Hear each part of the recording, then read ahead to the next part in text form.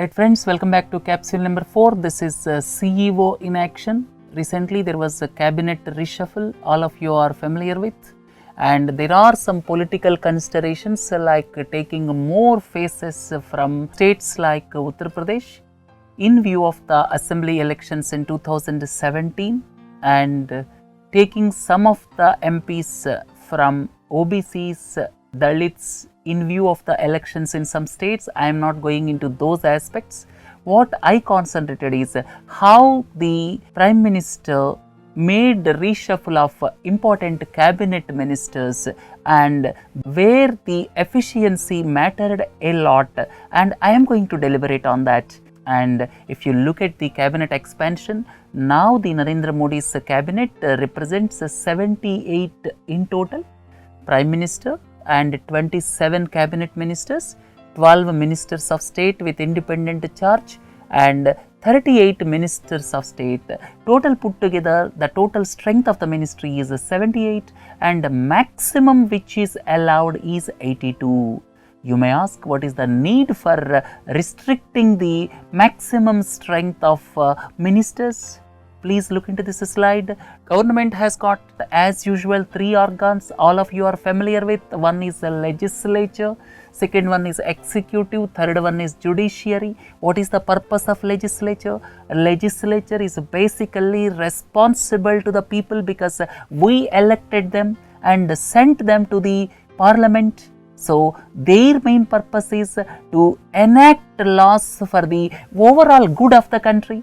So enacting the laws, that means the various proposals are deliberated and finally they were made into laws so as to do good to the country. So legislature's main job is enact the laws. Then executive main purpose is propose various laws and their implementation, that is the responsibility of executive. And if you look at the judiciary's main purpose is both the organs, that is the legislatures and executive organs, should function within the framework of the constitution. Whether these 2 organs are functioning as per the basic framework of the constitution or whether it is within the constitutional framework or not, that is the main purpose of judiciary. So under these circumstances, through 91st Constitution Amendment Act of 2003, an article was included in the constitution, that is article number 75(1)(a), which stipulates the total number of ministers, including the Prime Minister, in the Council of Ministers shall not exceed 15% of the total number of members in the House of People. That means the maximum strength of the ministers in the Council of Ministers can be a maximum of 15% of the members of Lok Sabha. So it comes to 82. So the maximum strength of Union Council of Ministers cannot exceed 82.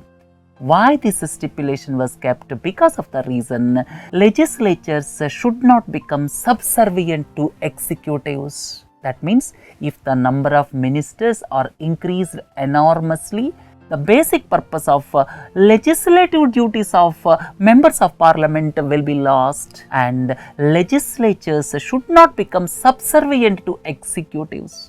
So that is the main reason. So as to maintain independence of legislatures, so as to maintain the supremacy of legislatures, because they are answerable to the people, directly elected by the people, with that in mind, the 15% stipulation was kept. Right? So let us come back to the topic, CEO in action. How the actions of a Prime Minister are to be viewed. Srimati Smriti Irani, Human Resource Development Minister, she quoted several controversies because of her actions. Now the portfolio of Srimati Smriti Irani was changed from Human Resource Development to Textiles, and Sri Prakash Javadekar, because of his efficiency in environmental issues, then climate change issues, he was elevated to the cabinet rank with the most important human resource development portfolio. Then Arun Jaitley, he is already overburdened with finance.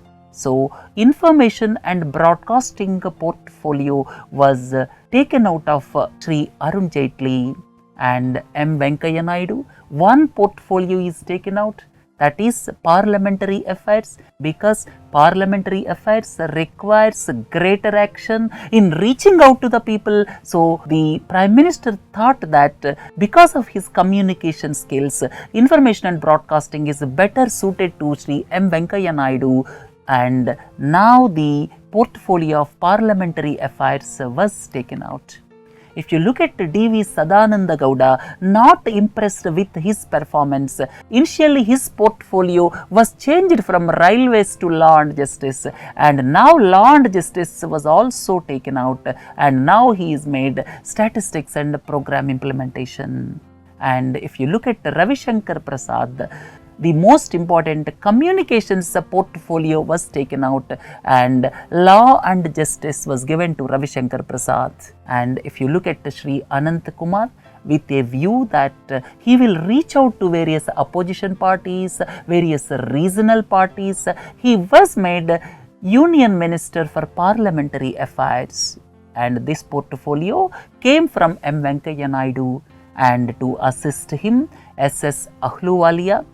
He is a member of parliament from West Bengal, and he was made Minister of State for Parliamentary Affairs. Basically, these two people were put in the domain of parliamentary affairs with a view to reach out to various regional parties, because goods and services tax and some other important legislations are to be enacted. And Sri Narendra Singh Tomar, probably the Prime Minister may not be happy with his performance, and the most important, mines and steel was taken off, and Sri Chaudhary Birendra Singh, important steel portfolio was given to him, and Sri Piyush Goyal, and his efficiency is well known to everyone, several reforms in power sector, coal sector, and new and renewable energy sector. And impressed with his performance, mines portfolio was also added to Sri Piyush Goyal. And please don't forget, mines and steel was taken out from Narendra Singh Tomar, and steel was given to Birendra Singh, and mines was given to Piyush Goyal. Then Vijay Goyal, he was made Minister of State with independent charge for youth affairs and sports, which became vacant because Sarbananda Sonowal became the Assam Chief Minister recently. And if you look at Manoj Sinha, he was given Minister of State with independent charge for communications, and communications was taken out from Ravi Shankar Prasad.